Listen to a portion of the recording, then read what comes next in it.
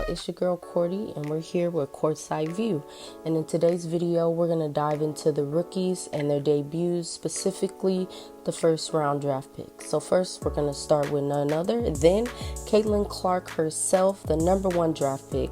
So Caitlin started off her rookie season pretty good, in my opinion. She really did. A lot of people had a lot to say about her debut game, but I think that she was just, getting her feet under her. I definitely think that she had her welcome to the WNBA moment, getting locked up by Dejanay Carrington. Even though she still scored 20 points, I think that she just had to figure out how people were going to play her, what she can and can't do, and what can translate from college. Also, the WNBA is super physical, and I think that she hadn't been used to that at the college level, but I think that she's adjusting well because, she's averaging 17 points a game. And overall, I think that her performance has gotten better in different ways in each game. Even though her second game, she only scored 9 points, I think that it was a different type of physicality when they played New York. But overall, I think that Caitlin is going to adjust just fine to the WNBA. She's hitting her threes in all of her recent games, and I just think that people just need to give her a little bit of grace and allow her to adjust and stop putting so much pressure on her to be the win-all be-all of the WNBA, because the WNBA is full of so much talent, and we've got to put respect on these veterans' names. There are women that have been in this league for multiple years that are putting time and effort in perfecting their craft, and you can't expect Caitlin to come in and dominate immediately. So shout out to Caitlin for her rookie debut and what she's done for the game, and I'm excited to see what she does next and progresses in this league. So next we're going to move on to Cameron Brink, who was the second round pick overall to the LA Sparks. Now, I followed Cameron through her entire career at Stanford, and I think that overall she has adjusted great to the WNBA. I think that her only downfall is the fouling, which she had a severe issue with in college. So I think that if Kurt Miller can work with her in not trying to, go for every block or knowing when to go for the block, that'll be a great adjustment for her. But overall, I think that she actually had the best rookie debut. Yeah, in her first game, she scored 11 points. She had 2 rebounds, 4 assists, and no steals, but 2 blocks. And that's pretty good for her first game. However, in her second game, she did get into some foul trouble. She only ended up with 3 points, but she had 8 rebounds, 1 steal, and 5 blocks. So she still contributed. However, the foul trouble is going to be a big adjustment for her that she really needs to work on. But if she can seriously get that under control, she is definitely in the running for Rookie of the Year. So I am definitely excited to see what Cameron brings to the WNBA, and I know that she's adjusting just well, besides the fouls. And I also love that she's a big that can shoot the 3 ball. So she's very versatile in that aspect as well. Next, we're going to talk about Rickea Jackson, who was picked 4th overall to the LA Sparks. I did skip Camila Cardoso only because she is hurt right now, so she has not made her rookie debut. But we know that if she did, she would be dominating. Now, Rickea, I felt that she was one of the most pro-ready players coming out of college. A lot of people were sleeping on her and were kind of surprised that she was going so high in the draft, but they just didn't follow her game. Rickea is such a 3-level scorer who can come in and be versatile and dominate. However, I felt that in her first game, she didn't really come out and do her absolute best. She had 7 points and 3 rebounds, 1 steal, which is still good. It's her first game. She's still, getting accustomed to the WNBA. However, in her second game, she scored 13 points and had 1 rebound and 1 steal. I think that she definitely came out her second game way more aggressive and showed her strengths, and I hope that she continues to apply pressure in the league, because I think that Rickea could definitely be a powerhouse in the WNBA as long as she utilizes the minutes that she's given to her strengths. She was super efficient in her second game versus her first game, because her first game she went 3 for 10, which doesn't show up very good. And then her second game, she went 5 for 6, almost a perfect game.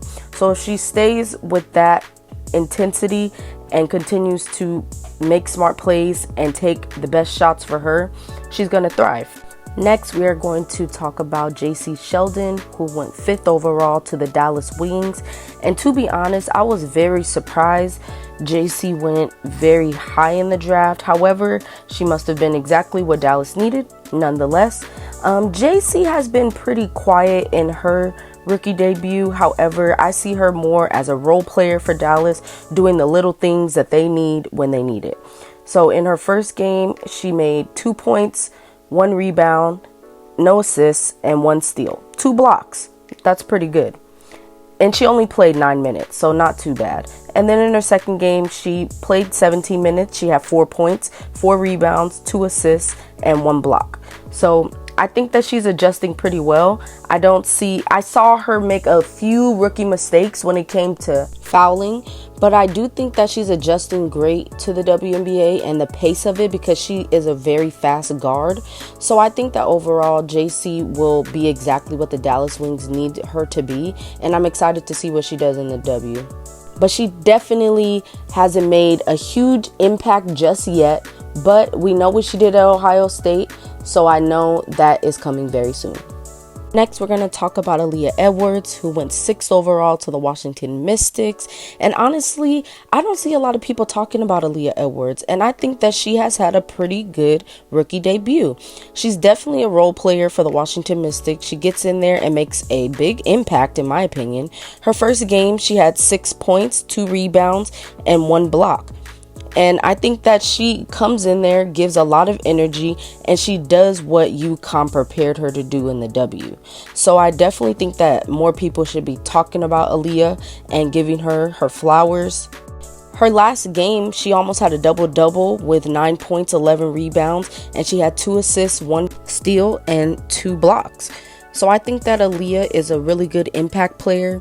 She comes in, she does what she needs to do, and she even got 25 minutes in her last game. So I definitely think that the coach sees the potential in Aaliyah and what she can do and how she can impact the Mystics to make them a better team overall.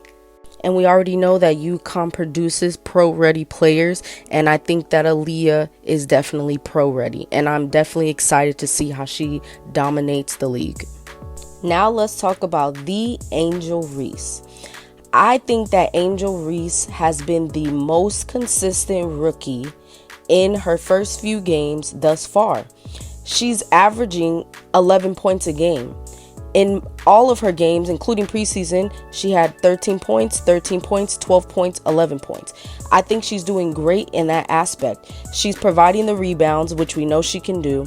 I know that in her first game, she was not hitting her free throws, but she came back in her second game and definitely showed up and showed that she worked on that. And we know from her being at LSU that free throws were her thing and that she always hits them. So I personally think that it was just nerves, and I'm glad that she got them out the way. But we know that Angel is a dog, and she is going to get the rebounds and produce for her team. And honestly, she doesn't have a good first half thus far. She doesn't play well in the first half, but she comes out like a dynamite in the second half. I think she brings a lot of energy for her team, and she does exactly what they drafted her to do. I think that if Angel can work on being a little more efficient around the rim, hitting all of her free throws, and if she can get those double doubles in the W, Angel is definitely in the running for Rookie of the Year. A lot of people doubted her and said that her game would not translate to the WNBA, but thus far, I believe that it has. She does exactly what she used to do at LSU. Granted, she's going up against bigger and stronger players, so it is a lot more difficult, but I do think she's executing the game plan just fine and adjusting to the WNBA with the skills that she does have. And I believe that Teaspoon and her staff will develop Angel's game, and she will be a dynamic player all around. Next, we have Alisa Peely, who went number 8 overall to the Minnesota Lynx. Alisa Peely has been pretty quiet in her rookie debut. She only scored in her second game, but she had 5 points, 2 rebounds, and in her first game, she didn't score at all, but she only took 1 shot. So that's not that bad. However, I really do want her to make more of an impact on her team and just get acclimated to the W and see where she can be effective. And then once she gets that under her belt, I think that she could really be a powerhouse. We saw what she could do in college at Utah, and I'm really excited to see her break out of her shell and do some damage. And I know that she's undersized for a post player. However, she can really stretch the floor and hit those threes, so I just want her to show her strengths. And last but not least, we have Marquisha Davis, who went number 11 overall to the New York Liberty. I was super excited that the New York Liberty picked up Marquisha because she is a dynamic scorer. However, she hasn't gotten much minutes. She's only played the last garbage minutes of all of the regular season games, and she hasn't made any points or put any stats on the board. So I really hope that Sandy gives her a shot and puts her in the game to be an impact role player. However, in her preseason games, she scored 4 points and 8 points off 15 and 11 minutes. So we know that she is capable of producing and being a scorer and making an impact for this Liberty team. So yeah, overall, you guys, let me know down below your thoughts on this rookie class, the ones that I've mentioned, maybe someone that I didn't mention, and let me know who you think is in the running for Rookie of the Year. Also, let me know your thoughts and opinions of all the games that you've watched so far. Which teams are you looking out for? Who's the sleeper team? I'd love to hear all of your guys' thoughts. Thank you so much for tuning in, and I will be back again very soon.